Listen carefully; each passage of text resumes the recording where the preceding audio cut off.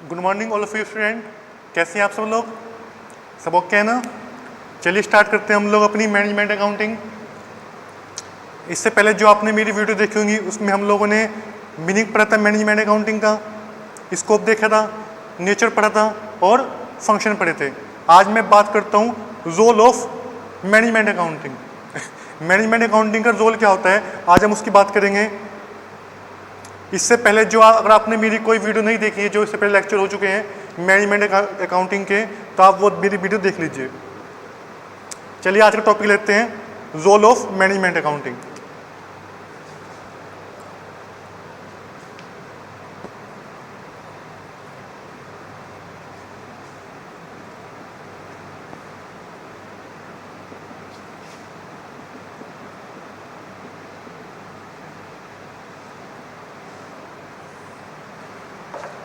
Role of management accounting, तो first होता है हमारा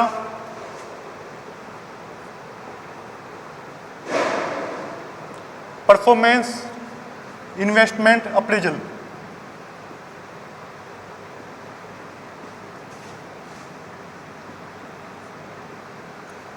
फर्स्ट पॉइंट क्या है हमारा? Performance investment appraisal. देखिए इसमें होता क्या है, इसमें आप नाम क्या है, इन्वेस्टमेंट अप्रेजल। जो भी आपका बेस्ट इन्वेस्टमेंट है आप उसको चूज करते हो। जो भी आपका बेस्ट इन्वेस्टमेंट है उसको आप क्या करते हो, चूज करते हो। यानी कि चूज द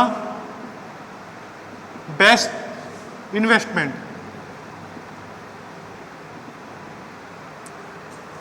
समझते हैं अभी है क्या ये, कैसे चूज करते हैं। सपोज करिए आपने कहीं पैसा लगाया है किसी इन्वेस्टमेंट में, वहाँ पे आपको रिटर्न कम मिल रहे हैं, उतने पैसे अगर आप किसी और इन्वेस्टमेंट में लगाते हैं, आपके पास ऑप्शन प्लान है बहुत सारे। आपके पास ऑप्शन ए है, ऑप्शन बी है, ऑप्शन सी है, ऑप्शन डी है। ये आपके पास 4 इन्वेस्टमेंट है। अगर आप अपना इन्वेस्टमेंट ऑप्शन ए में करते हो, वहाँ पे आपको 20% रिटर्न मिल रहा है। ऑप्शन बी में करते हो 25% मिल रहा है।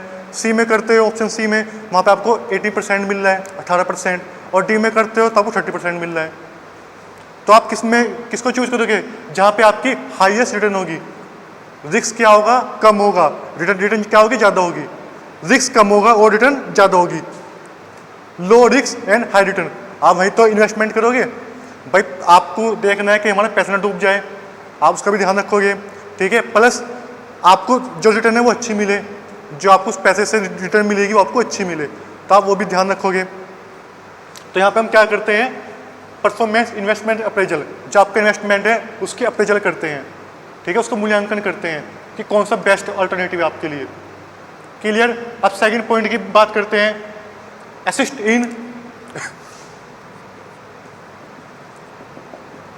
In financial planning and budgeting.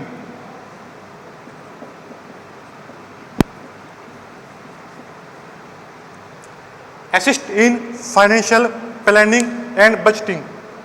देखिए इसको समझते हैं। असिस्ट माने हेल्प करना, सहायता करना।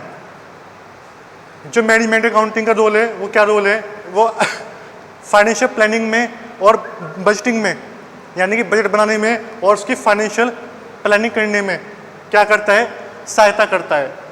असिस्ट माने सहायता करना, assist in financial planning and budgeting, ठीक है। तो फाइनेंशियल प्लानिंग एंड बजटिंग में क्या करता है, वो सहायता करता है।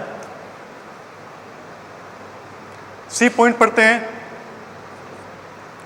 अब देखिए 2 पॉइंट आप पढ़ चुके हैं, सी पॉइंट सोचिए और क्या हो सकता है, इसका रोल और क्या हो सकता है। Identify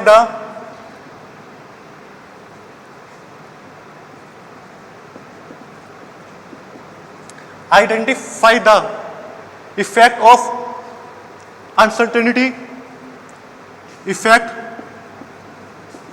of uncertainty and in future plan,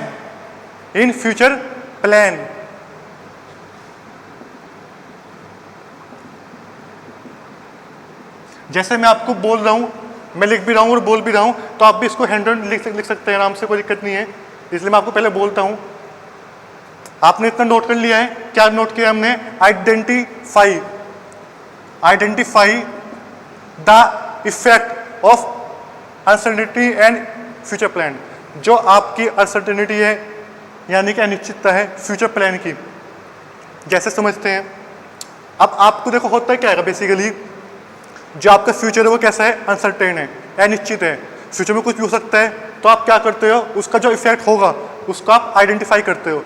जो आपका फ्यूचर का प्रभाव पड़ेगा, जो फ्यूचर में होने वाली अनिश्चितता है, फ्यूचर निश्चित तो नहीं है ना, सर्टेन तो नहीं है ना, वो अनिश्चित है, ठीक है, उसका जो इफेक्ट पड़ेगा उसको आप क्या करते हो? आइडेंटिफाई करते हो। तो क्या पॉइंट बना ये? Identify the effect of uncertainty in future plan. आगे बात करते हैं introduction and maintaining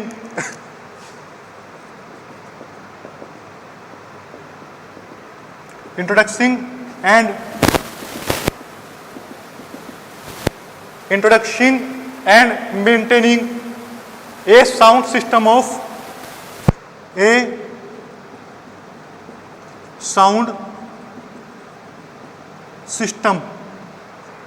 introducing and maintaining a sound system of budgeting control,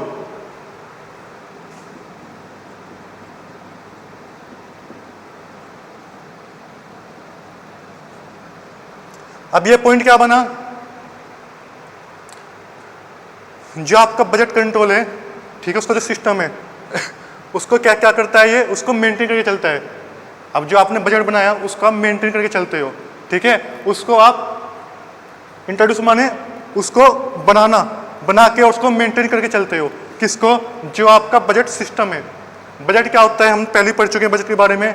budget जो आप फ्यूचर को लेके बनाते हो, जैसे आपका लास्ट ईयर या लास्ट मंथ कितनी सेल हुई थी, कितनी आपने परचेज की थी, कितना स्टॉक बचा था, उसके बिहाफ पे आप जो बजट तैयार करते हो कि हमारा इस महीने भी लगभग इतना ही बैठेगा, उसको हम क्या बोलते हैं? बजट बोलते हैं। तो बजट को मेंटेन करके चलना और उसको इंट्रोड्यूस करके चलना।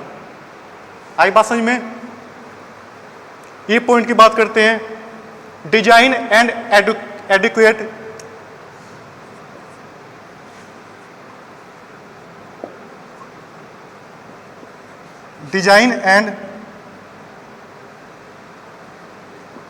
Design and adequate costing system.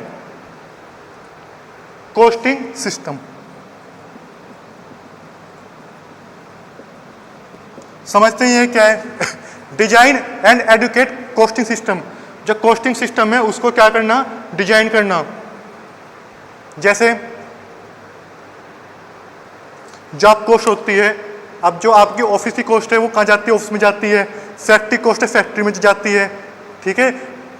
आपने मटेरियल खरीदा है तो कैसी कॉस्ट है? मटेरियल कॉस्ट है। लेबर खरीदा है तो वो लेबर आपने बुलवाई है तो वो लेबर की कॉस्ट है। एक्सपेंस हुआ है तो वो ओवरहेड की कॉस्ट है। वो आप कॉस्टिंग पढ़ भी चुके हो। तो क्या होता है इसमें? जो आपकी कॉस्ट है उसको सही से एलोकेट करना, उसको करेक्टली एलोकेट करना। यानी कि मैं कह सकता हूँ कॉस्ट allocated correctly।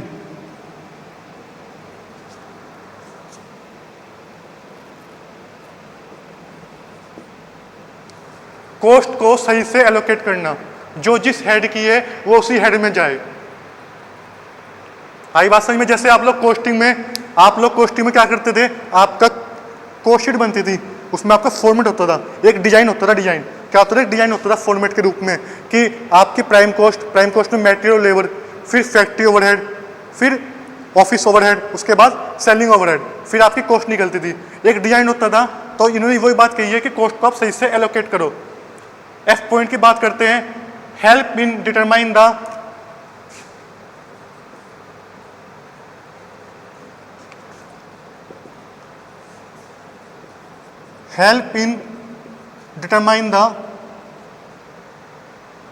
अब देखो ये क्या लिखा है? Help in determine the price to be charge.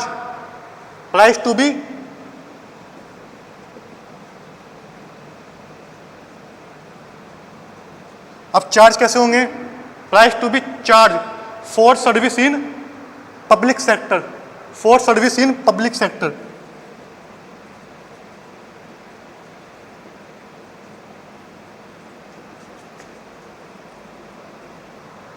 समझते हैं एफ पॉइंट क्या लिखा हुआ है हमारा, ये क्या लिखा हुआ है, ये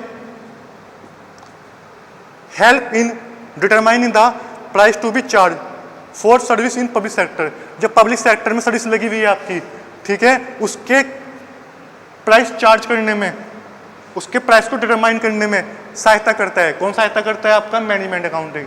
ये हम क्या पढ़ रहे हैं? Role of management accounting. तो क्या लिखा हुआ है? Help in determining the price to be charge for service in the public sector. Public sector में जो भी आपकी सर्विस है उसके जो प्राइस को चार्ज किए जाते हैं, जो उसको डिटरमाइन करते हैं, उसमें सहायता प्रदान करता है। ये उसके प्राइस को डिटरमाइन करने में सहायता प्रदान करता है। ये हमारे 6 पॉइंट हैं। रोल ऑफ मैनेजमेंट अकाउंटिंग के हमारे 6 पॉइंट हैं। अब आप इसको नोट कर लीजिए, ठीक है। आज का मैं टॉपिक यहाँ पे अपना एंड करता हूँ। इसके बाद हम आगे टॉपिक की बात करेंगे। Thank you.